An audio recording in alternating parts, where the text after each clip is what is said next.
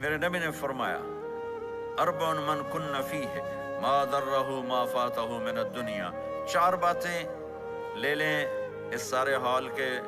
حاضرین حاضرات سامعین سامعات، تو میرے نبی فرماتے ہیں اس کو سب کچھ مل گیا، سب کچھ مل گیا، چار باتیں سب کچھ مل گیا۔ صدق حدیث، حفظ امانت، حسن خلیقت، عفت فی طعمت، چار باتیں، سچ بولے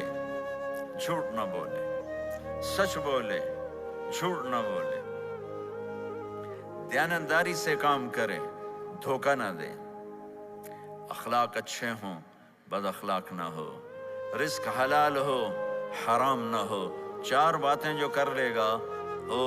پورا دین اس کے ہاتھ میں آ جائے گا۔ عبادات کے بعد نماز فرائض، تو ایک سچائی ہو،